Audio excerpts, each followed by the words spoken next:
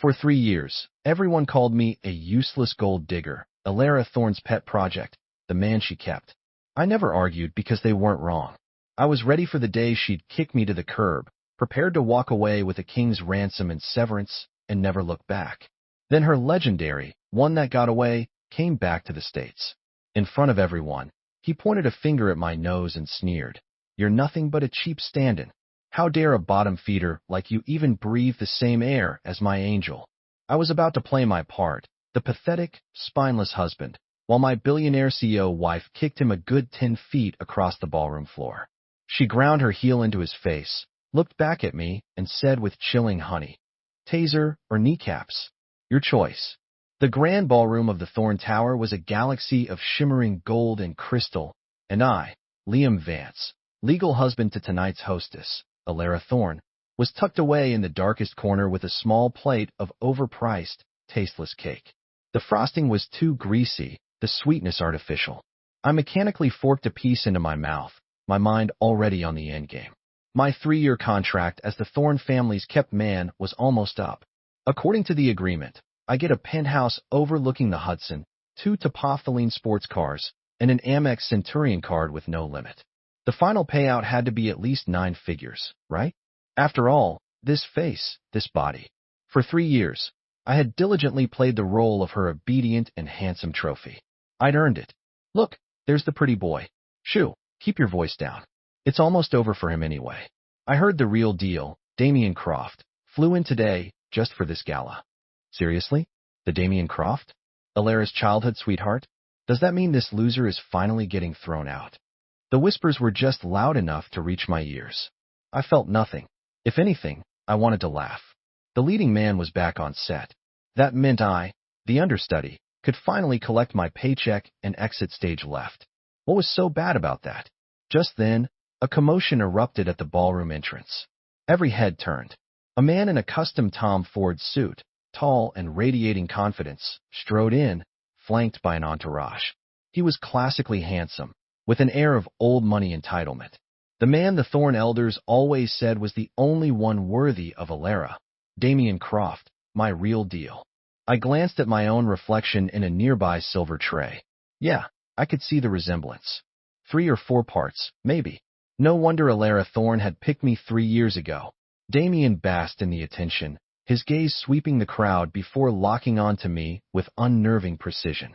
He moved through the sea of guests, which parted for him like the Red Sea, faces alight with anticipation for the coming drama.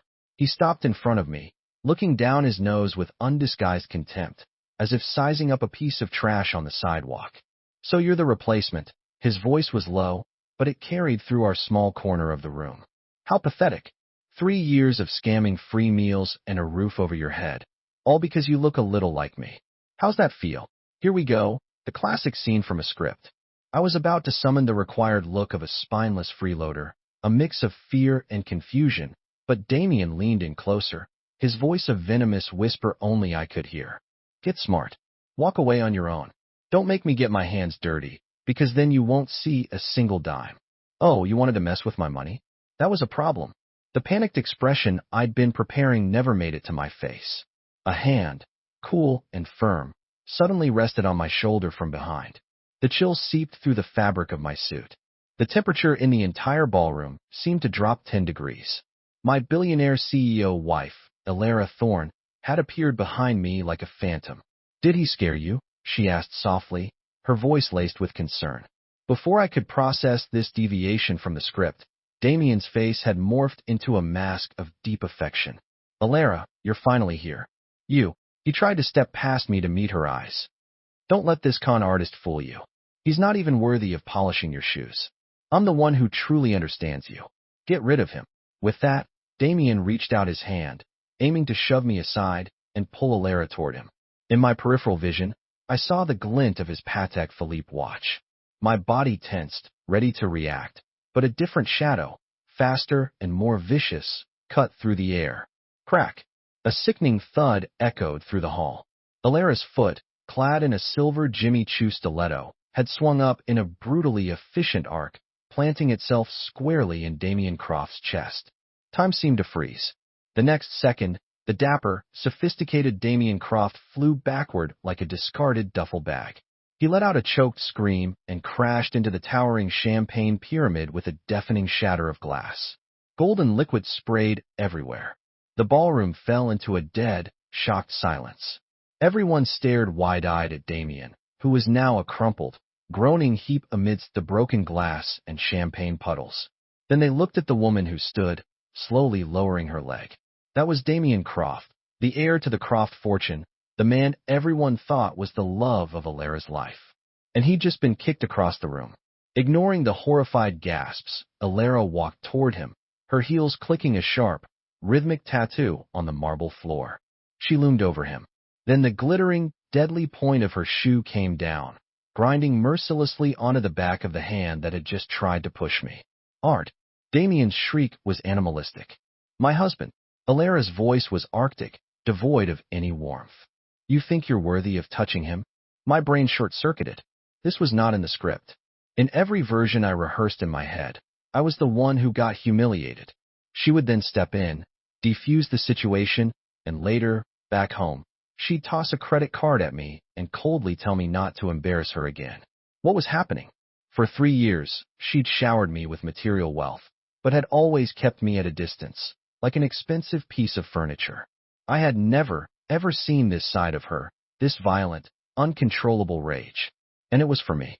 My severance package, I think it just flew out the window. Alara didn't even spare Damien another glance. She turned to the security guards who had rushed over. Get him out of here. She paused, then added, use a taser to sober him up. I won't have him making a drunken scene at my event. And call the police. I'm pressing charges for assault and sexual harassment. A collective gasp went through the room. The guards moved fast, hauling the still wailing Damien to his feet and dragging him out. In a dead silence, I moved. I walked calmly to the ruined champagne tower, bent down, and picked up a piece of cake that was still mostly intact. As everyone watched, baffled, I walked over to Damien, who was being held by the guards. The venom in his eyes was instantly replaced by terror. Well, what are you doing? I smiled, a clean, gentle smile that perfectly matched the persona I had maintained for 3 years.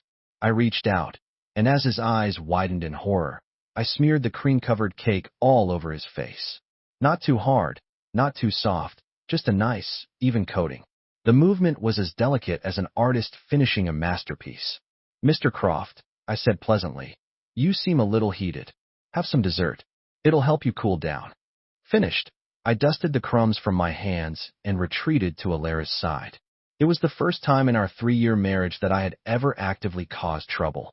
I snuck a glance at the woman beside me and caught the barest twitch at the corner of her ice-cold lips. In her frosty eyes, I saw a flash of something I'd never seen before, approval. The gala had devolved into a farce. Within half an hour, the hashtag #AlaraKicksLoverBoy for Trophy Husband was trending globally. Right behind it, Trophy Husband Goals Cake Smear. The stock prices for both Thorne Industries and Croft Corp took a nosedive. The Thorne family's Park Avenue penthouse was lit up like a command center. At the head of a long mahogany table, the family matriarch, old Mrs. Thorne, sat stone-faced, her jade worry beads clicking at a furious pace. An absolute disaster. You've lost your mind. Alara's uncle, a senior board member, slammed his hand on the table, pointing a finger at her. You assaulted the Croft heir for a piece of arm candy. Do you have any idea how important our merger with Croft Corp is? Alara, you've disappointed us all.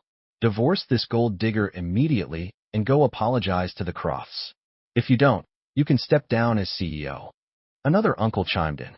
I stood behind Alara's chair, an invisible fixture, silently absorbing their verbal assault.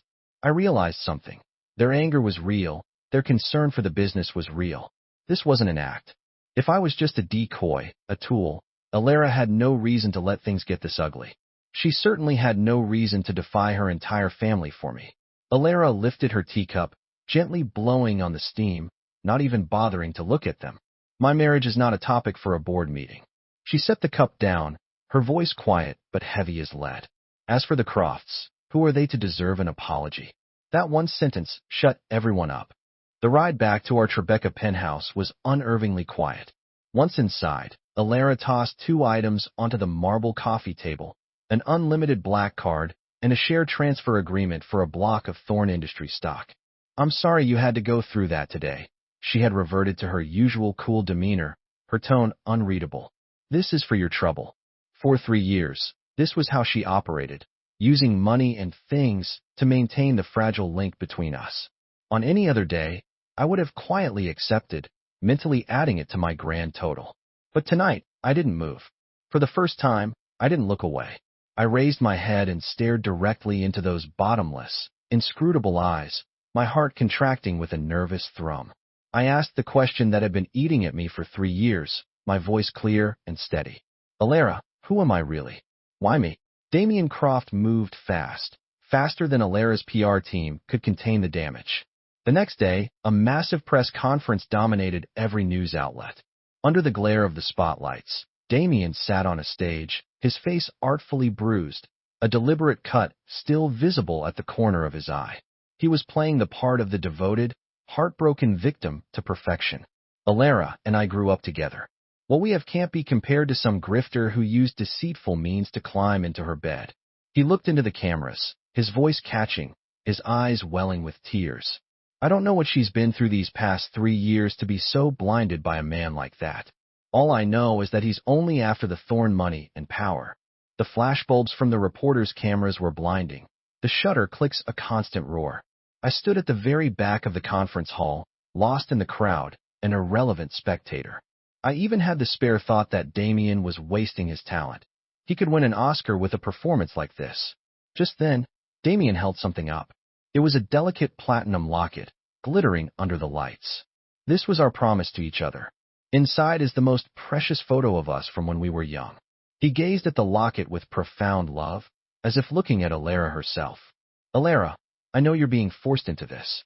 Just come back to me, and I'll forgive everything. The drama had reached its peak, but the bigger bombshell was yet to come. The doors to the hall swung open. Old Mrs. Thorn entered, leaning on a cane, flanked by Alara's uncles. The elders of the Croft family followed right behind them. The two powerful families united on one stage, a clear show of support for Damien. Mrs. Thorn's sharp eyes scanned the room, finally landing on me in a corner. Her look was one of pure disgust, as if spotting something that needed to be exterminated. In an instant, every camera, every microphone, swiveled in my direction, surging toward me like a tidal wave. Mr. Vance, do you have any response to Mr. Croft's accusations? Is it true you only married Miss Thorn for her money? Both families have made their position clear. Will you step aside voluntarily? I was surrounded. My detached amusement evaporated. This, I thought, was probably the end of the story. 3-year contract fulfilled. I even had my "I'll leave without taking a penny" speech ready to go. Just as I was about to open my mouth, the crowd parted. Alara was here. She wore a sharply tailored black pantsuit, her long hair pulled back, her heels clicking with authority. Escorted by a dozen bodyguards, she walked down the aisle as if it were a red carpet laid out just for her. She didn't look at anyone, her beautiful face a blank mask as she ascended the stage. A flicker of triumph crossed Damien's eyes. He rushed to her side.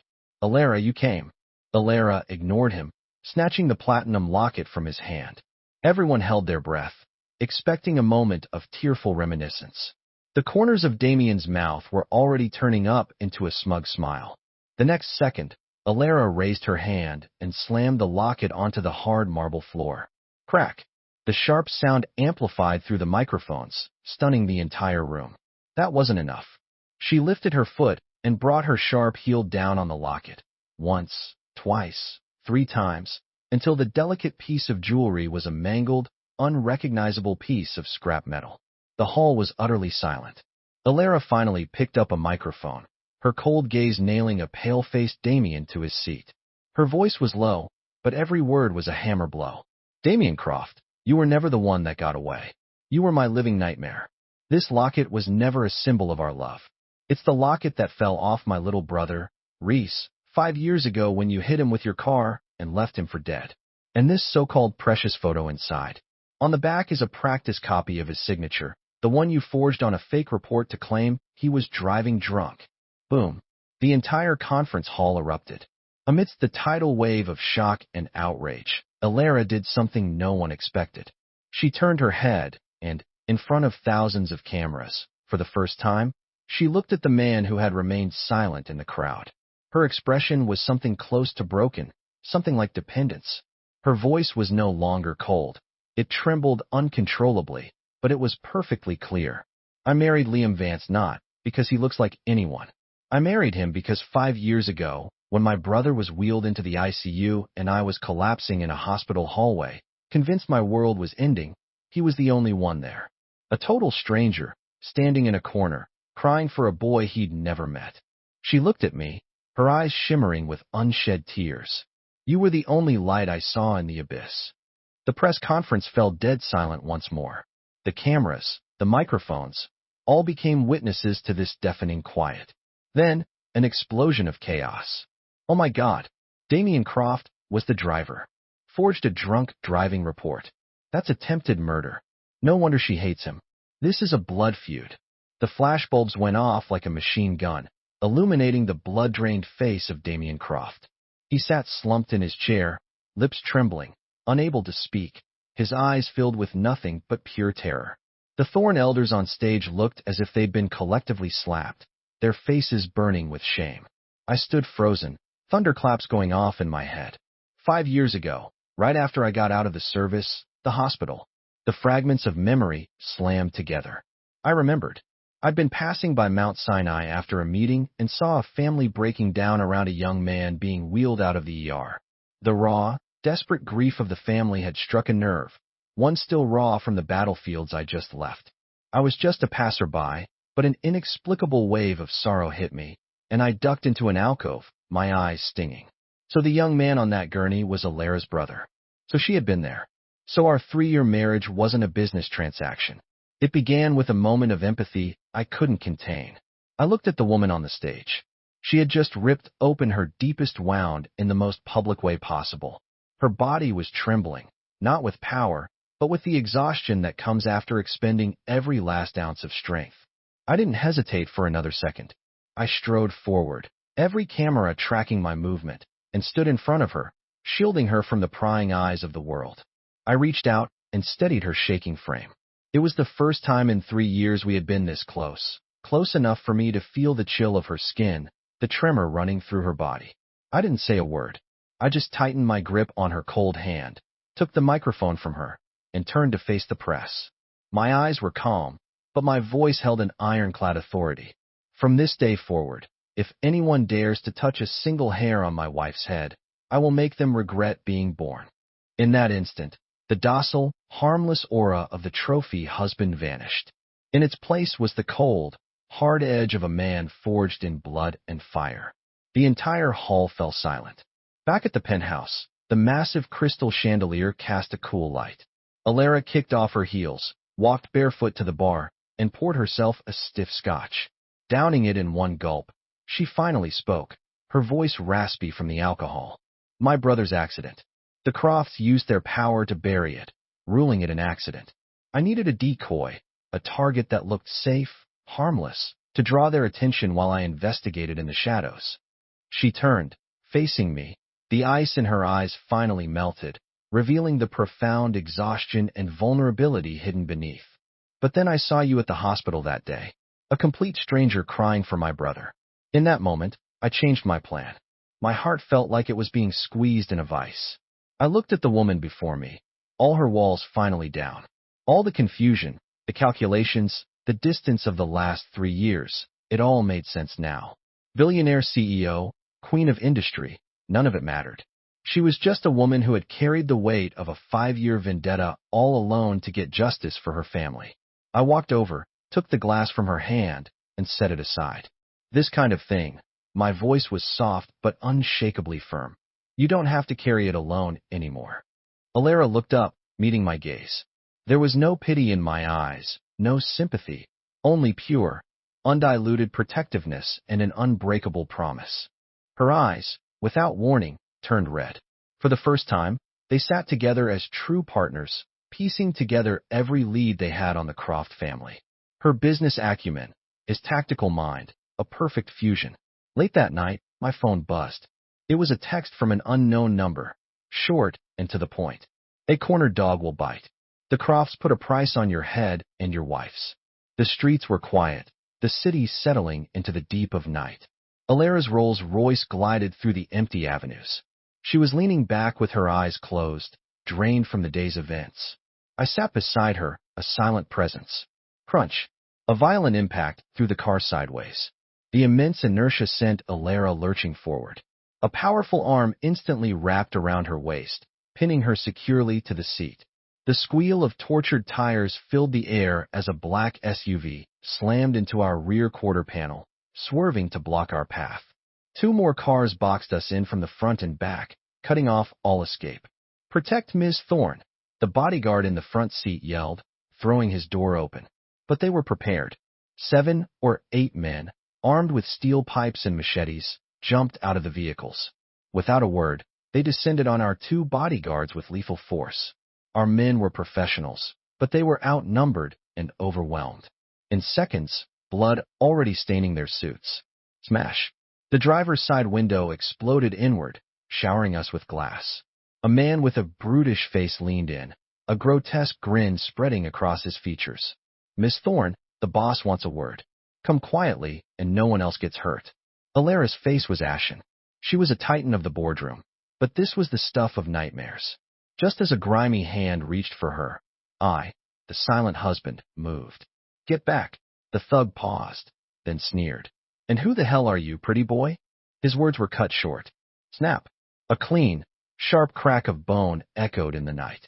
My hand had shot out the broken window, clamped onto the man's wrist, and twisted down with brutal efficiency.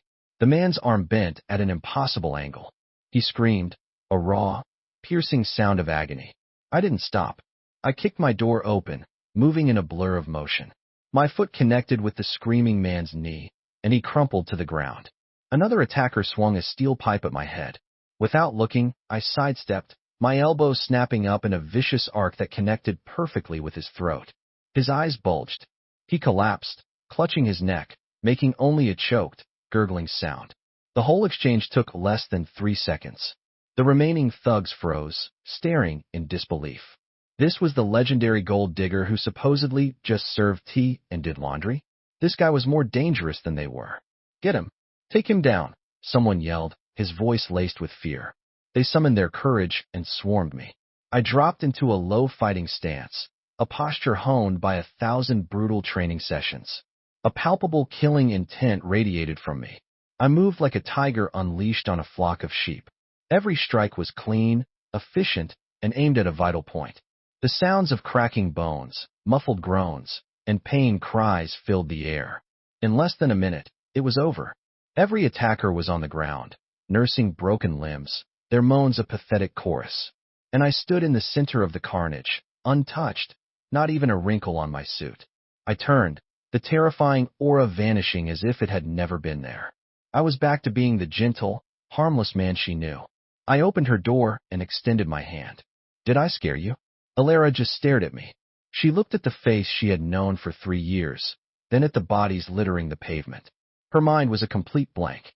This was the man everyone mocked as a useless kept bird in a golden cage. The silence in the penthouse was suffocating. Alara had the family doctor treat the small scrape on the back of my hand, then dismissed everyone. The 2 of us were alone. "You." Alara finally spoke, her voice dry. "Who are you?" I handed her a glass of warm water, deciding there was no point in hiding anymore. "I was a Navy SEAL." My tone was flat, matter-of-fact. "I was injured on a mission a few years back, took a medical discharge." Alara clutched the glass, her fingertips cold. She thought back to why she had chosen me. His background was clean, an orphan with no family, a gentle disposition, easy to control. She never imagined that behind that simple resume was a past this violent, this dangerous. A wave of fear washed over her. If he hadn't been here tonight. But after the fear came a sense of security she had never known. She hadn't picked up a gentle canary. She had, by pure instinct, found a lion who had hidden his claws and teeth, guarding her all along. "The Crofts." Alara's voice turned deadly cold. "They're digging their own graves." "Yes," I said. "Leave it to me." The next day, I dialed a number I hadn't touched in years. "It's me, Wolf. I need you to run a check on someone. Damien Croft and the entire Croft family." I want all their dirt. The darker the better. On the other end of the line was my former brother-in-arms, now a high-ranking official at the NSA. At the same time, Alara convened an emergency meeting of the Thorn Industries board. From this moment on, we are launching an all-out assault on every Croft-held asset. Spare no expense. I want them wiped off the map within a month. The iron fist of the CEO unsheathed and sharpened. A pincer movement orchestrated by husband and wife began to close around the Croft family. One in the light, using the tidal wave of capital to crush their business empire. One in the shadows, using lightning-fast intelligence to unearth every crime buried in their past. The Crofts were caught completely off guard. Their stock plummeted, negative press consumed them, and partners terminated contracts en masse. They realized with dawning horror that they hadn't provoked a simple gold digger and a lovesick woman. The Crofts' retaliation was faster than expected, but they made one fatal miscalculation. Liam Vance was not a man who waited to be attacked. I found him in the study. I pointed at a file on the computer screen without looking up at Alara. Mark Peterson, one of the cops on the scene of the accident 5 years ago. 3 days after the incident, he resigned for family reasons and then vanished. Next to the file was a bank statement. On the day Peterson resigned, his nearly empty savings account received a deposit of $500,000 from Shell Corporation, a corporation that traced back to Croft Corporation. Hush money, Alara stated. He's in Scranton, Pennsylvania now, a forgotten little town about 3 hours from here. I closed the laptop and stood up. Let's go pay him a visit. I'm coming with you, Alara said without hesitation. Scranton looked like a place time had forgotten. We found the address, a grimy, dilapidated apartment building. We knocked for a long time before the door opened a crack. A sallow-faced, shifty-eyed, middle-aged man peered out. It was Peterson. When he saw our expensive clothes, his face went white. He tried to slam the door shut. Thud! My hand shot out, blocking the door. Officer Peterson, relax. We're not with the Crofts. I don't know any Crofts. You got the wrong guy. Peterson's voice was shrill with panic as he struggled to close the door. Several black vans screeched to a halt at the end of the alley. The door slid open, and 8 men with steel pipes jumped out, heading straight for the building. The Crofts were here too. Go. My face hardened. No more time for talk. I grabbed Alara's wrist and pulled her toward the other end of the hallway. Behind us, we heard the frantic thud of footsteps and the grating sound of metal dragging on concrete. The town's alleys were a narrow, winding maze. Tugging Alara along, I relied on pure military instinct, navigating the labyrinth at a dead run. This way, I kicked open the back door to a fish market, the damp, rank smell hitting us in a wave. A thug caught up from the side, a pipe whistling through the air, aimed at the back of Alara's head. My eyes flashed. I yanked Alara into my arms, spinning to deliver a brutal elbow strike to the man's throat. He crumpled like a prawn, unable to make a sound. But that brief pause gave another attacker an opening. A heavy blow landed squarely on my lower back. Ugh! I let out a grunt, my body staggering. It was the exact spot of my old injury from the service. White-hot pain shot up my spine, flooded my system. My face went pale, and a cold sweat broke out on my forehead. Liam! Alara screamed, seeing a look of such agony on my face for the first time. The calm and reason in her eyes were instantly consumed by a towering rage.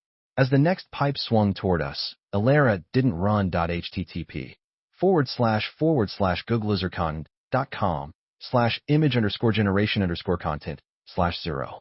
She lunged forward, grabbed a crate of freshly caught fish from a nearby stall, and hurled it with all her might. Icy water and slimy fish drenched the attacker, who slipped and fell hard. Alara didn't waste a second. She grabbed my arm, slinging it over her slender shoulders, taking most of my weight. Hold on. Supporting each other, we limped out of the market. Behind us, Peterson watched it all, his face a mask of terror and conflict. The Crofts had really sent people to kill him. He gritted his teeth, made a decision, and ran off in a different direction. We ran until the sounds of pursuit faded, then ducked into an abandoned warehouse. I slid down a wall, gasping for breath, the back of my t-shirt soaked with sweat. Alara knelt, her hand hovering over my back, afraid to touch the injury, afraid she'd cause more pain. Just then, the warehouse door creaked open. Peterson peeked in.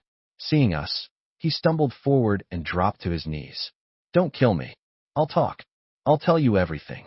He was terrified by the Crofts' brutality, but he'd also been moved by our desperate determination. Trembling, Peterson pulled a small object from his coat wrapped in layers of wax paper. It was a USB drive. This is the original incident report from the scene, all the raw photos, and a recording of Damien Croft paying me off. I recorded it secretly in case they ever tried to silence me. The official report was a lie. They forced me to falsify it. Alara snatched the USB drive, her knuckles turning white as she clenched it in her fist. The smoking gun. This was the evidence that would bury Damien Croft for good. At that exact moment, her phone vibrated wildly. It was the hospital. Alara answered, and the doctor's voice came through, breaking with excitement. Miss Thorne, it's a miracle.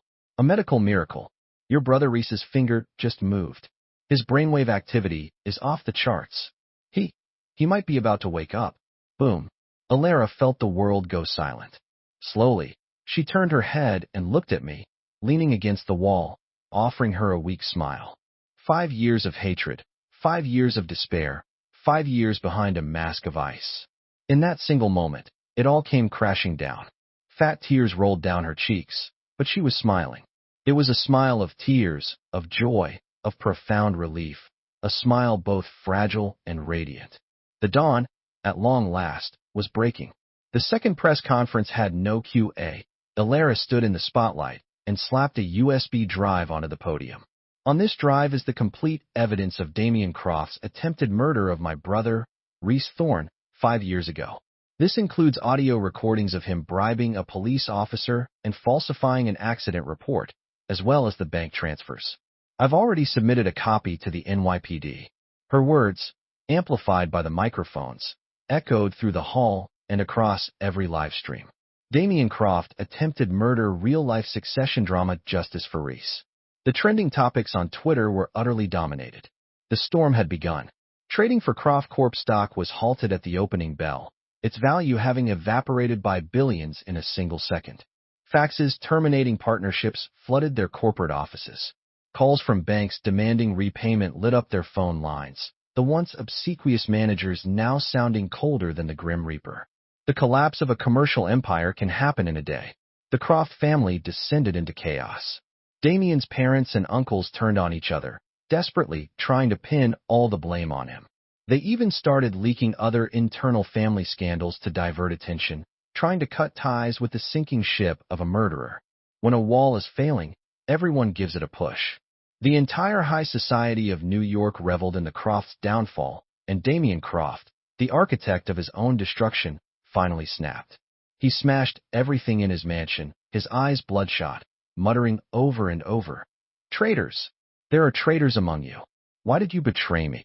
He couldn't understand how his flawless plan had been unraveled by a worthless kept man. Meanwhile, the legal and financial teams from Thorne Industries officially moved into the Croft Corp headquarters, beginning the process of asset liquidation and acquisition.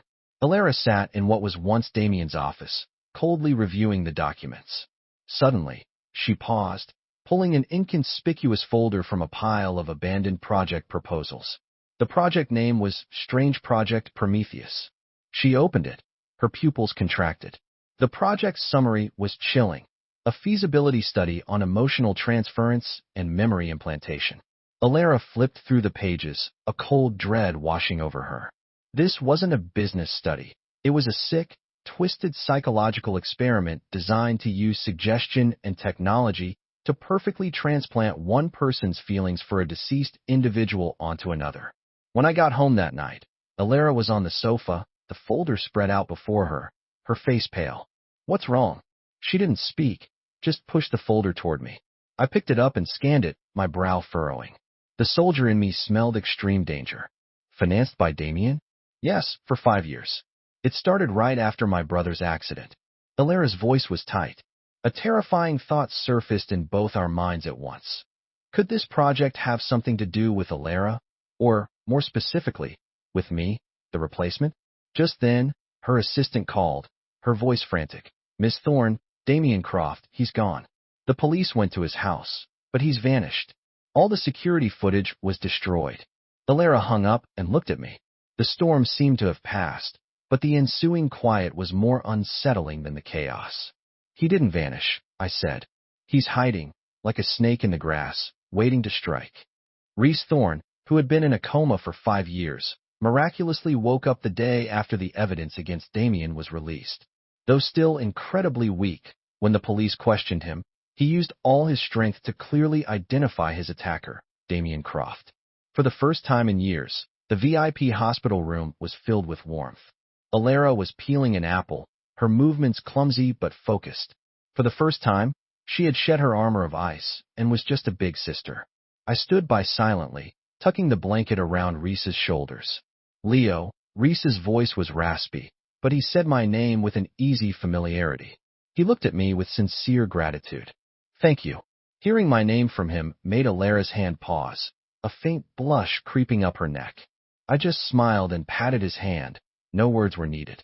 Reese took a breath, then shot his sister a teasing look. So, Izzy, when are you two going to give me a nephew? I'm getting impatient here. The atmosphere in the room turned a little awkward.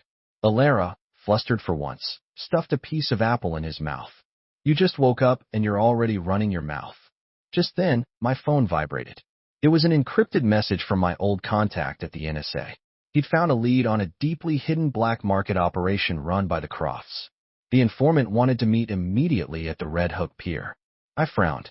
The timing was too perfect, too convenient, but I couldn't pass up any chance to put the final nail in the Crofts' coffin. Babe, I have to step out. Something urgent. I stood up. You and Reese stay here. Don't go anywhere. I handed Alara a pen, one that looked perfectly ordinary. Keep this on you, just in case. She didn't ask questions, just nodded and took the pen. Less than half an hour after I left, the hospital room door opened quietly. A figure in a nurse's uniform, wearing a surgical mask and cap, pushed a medicine cart in. Mr. Thorne, time for your medication, the nurse said, their voice muffled. Alara was looking down at a report and didn't pay much mind. But as the nurse approached the bed, they whipped a cloth soaked in ether from under the cart and clamped it over Reese's mouth and nose. Reese, too weak to struggle, let out a single muffled sound before going limp. What are you doing? Alara shot up, her voice sharp. The figure ignored her, slung the unconscious Reese over their shoulder, and bolted for the door. Alara tried to give chase, but was blocked by the overturned cart, its contents scattered across the floor. By the time she got around it, the hallway was empty. Her heart plummeted. Her phone buzzed violently. An unknown number. She answered. Damien Croft's crazed, distorted voice came through the line. Alara, you want your brother to live? Come to the abandoned factory in Queens, the one where we used to play hide-and-seek. And remember, you come alone. If you call the cops, or if you bring that useless husband of yours, the next time you see your brother, it'll be in a body bag. The line went dead. Alara stood, clutching her phone, her knuckles white. She didn't cry. She didn't panic. She walked to the window and looked out toward Queens. Then she clicked the cap of the pen. Meanwhile, at the Red Hook Pier, I stood before a stack of empty shipping containers, the sea wind whipping at my jacket. After 10 minutes, I knew I'd been had. It was a diversion. My blood ran cold. I immediately called Alara. No answer. A chilling dread shot up my spine. I pulled up an app on my phone, a red that was moving rapidly across the map, heading straight for an old industrial park in Queens. Damien. I slammed my fist into a container, the metal groaning in protest. Without a second's hesitation, I sprinted to my car. The engine roared to life, and I tore out of the docks, chasing the red. Inside the abandoned factory, dust motes danced in the beams of light, slanting through the broken roof. Alara walked in alone, her heels crunching on the debris-strewn floor. In the center of the factory, Reese was tied to a rusty iron chair, a gag in his mouth, his eyes closed. Damien stood beside him. The once dashing heir now looked like a madman, hair disheveled, eyes shot with blood, a sick, twisted smile on his face. When he saw Alara, his smile widened. Alara, you came. He stood up, a strange glint in his eye, toying with a faded, old photograph. Alara's heart sank, but she forced herself to remain calm. Julian, let my brother go. I'm the one you want. Julian laughed as if he'd heard the funniest joke in the world. He stalked toward her, holding the photo up. Look, you look so much like her. Identical. In the photo was a smiling young girl who indeed shared a strong resemblance to Alara. It was never you I loved. Damien's voice turned shrill. I love my sister. My twin sister who died. And you, Alara Thorne. You were just her replacement. The bombshell left Alara reeling. It all finally made sense. His years of obsessive fixation. So when you hit my brother. Yes. Damien's face was contorted with hate. He roared. He found out my secret. He dared to laugh at me. Trash like him deserved to die. I just wanted you to stay with me forever. To be with me like she was. Why does everyone betray me? Why? He broke down completely, screaming and crying like a cornered animal. Just as he lunged toward Reese, ready to finish the job, crash. A black silhouette burst through a second-story window, shattering it into 1,000 pieces. I landed in a crouch amidst the falling glass, my eyes not even glancing at Alara, my entire being focused on Damien with pure murderous intent. Damien Croft. The two words were so cold they barely sounded human. Damien froze for a second, then his madness intensified. You worthless piece of trash. You can't die too? Fine. Today, you, your wife, and her brother can all go to hell and keep my sister company, he screamed, pulling a rusty lever on the wall. Whoosh! A massive iron hook swung down from the ceiling, aimed directly at me. I rolled, dodging it by a hair's breadth. Damien had already grabbed a steel pipe and was charging. I dropped all pretense, unleashing the full extent of my training. I weaved, blocked, and struck, every movement economical and lethal. The factory, filled with old machinery, became a deadly obstacle course. Leo, you're left. There's a maintenance ditch behind those barrels. Alara yelled, her childhood memories of this place flooding back. I heard her, pushed off a crate, and vaulted over Damien's wild swing. We moved in a deadly dance of cat and mouse through the industrial graveyard. Damien roared again, hurling a heavy gear not at me, but at Alara. I changed direction instantly, tackling Alara to the ground, taking the full impact of the gear on my back. A grunt escaped my lips, and I tasted blood. Leo, Alara's voice trembled. Quiet. Watch your brother. I snarled, pushing myself up, my own attacks suddenly ferocious. No more dodging. I met him head-on, closing the distance with a speed and power that Damien couldn't comprehend. Crack! A sharp chop to his wrist sent the pipe flying. A clean shoulder throw slammed him onto the concrete floor. Before he could react, my knee was on his throat, pinning him. It was over. Damien lay on the ground like a broken doll, still muttering, Sister. Sister, his fight completely gone. I quickly got up, ran to Reese, and cut him loose. Alara rushed to her brother's side, holding him tight, the tears finally coming in a flood of relief.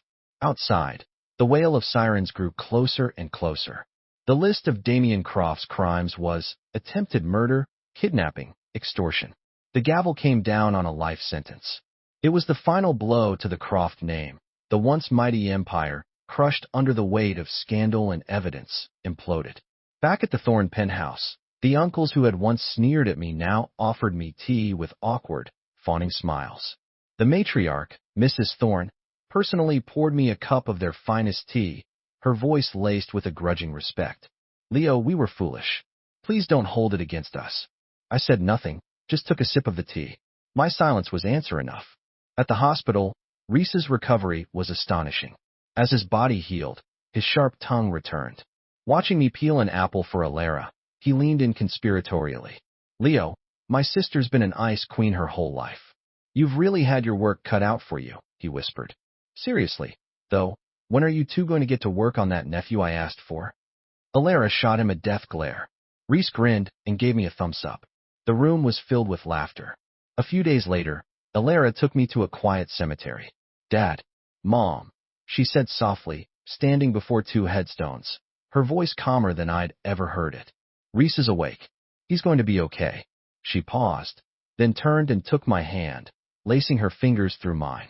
This is Leo, my husband, the man I love. It wasn't a long introduction, but it carried the weight of a lifetime. It was the first time she had formally brought me into the most private part of her world. That night, back at the penthouse, with the weight of her vendetta finally lifted, Alara seemed to melt. A human warmth began to seep through the cracks in her armor.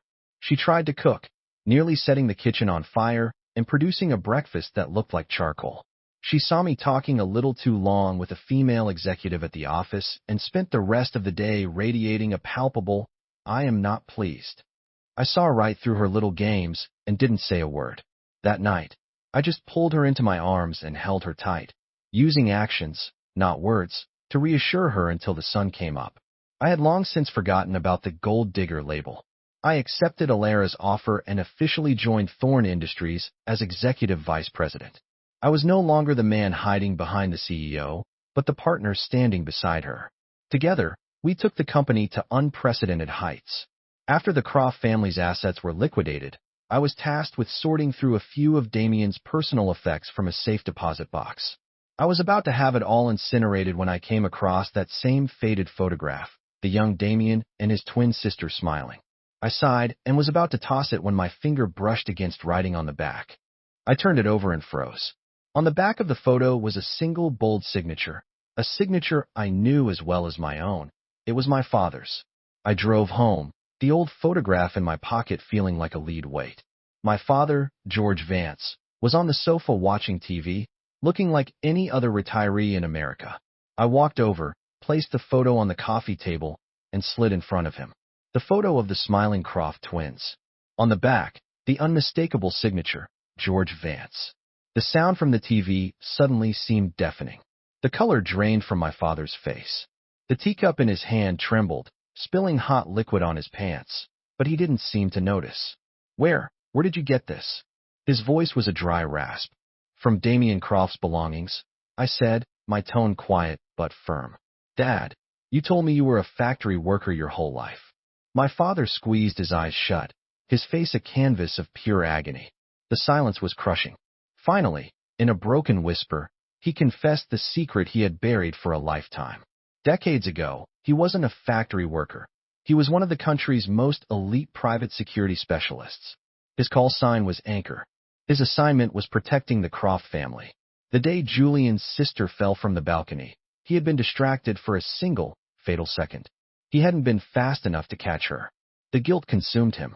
He erased his past, took me, his young son, and disappeared, becoming an anonymous blue-collar worker, living forever in the shadow of that one failure. So Alara's team couldn't find anything on my background, not because they were incompetent, but because you wiped it clean, I murmured. So none of it was a coincidence, was it? A cruel twist of fate, or some kind of cosmic redemption? I didn't know. I only knew I had to tell Alara. In her office, I laid out the whole story, not making a single excuse for my father, just stating the facts. When I finished, I looked down, unable to meet her eyes. I was afraid that this tangled mess from a generation past would become an uncrossable chasm between us. Alara was silent for a long, long time. The office was so quiet I could hear my own heart pounding. Just as my hope began to sink, she stood up, walked over, and took the photo from my hand. Rip. She tore it in half, and again, until it was a pile of confetti, which she unceremoniously dropped into the trash can. She reached out, cupped my face in her hands, and forced me to look at her. "What does our parents' past have to do with us?" Her voice was soft, but it resonated with absolute certainty. "All I know is that when I was in the darkest hole of my life and the whole world was waiting for me to fail, you were the one who pulled me out. Leo," she said. "That's all that matters. All secrets, all burdens, dissolved in that moment." A month later, a wedding of spectacular proportions made headlines around the world. Alara Thorn, in the most public way imaginable, announced to everyone that Liam Vance was not her pet, not a substitute for anyone, but her one and only love, the one true light of her life. At the reception, a fully recovered Reese was the loudest member of the Leo fan club, leading cheers and toasts that kept the party roaring. The Thorn family elders, who had once looked at me with contempt, now smiled with genuine warmth, respectfully calling me Mr. Vance. At our villa by the sea, the setting sun painted the sky in hues of orange and red. Alara leaned against my chest, feeling the steady beat of my heart. She tilted her head up, a mischievous glint in her eye. "Hey, still calculating your severance package?" I looked down, smiled, and captured her lips in a kiss that was deep and slow and left us both breathless. After a long moment, I rested my forehead against hers, my voice a low, possessive rumble. I stopped counting a long time ago, because you're never getting rid of me. Everything I have, everything I am, it's all yours.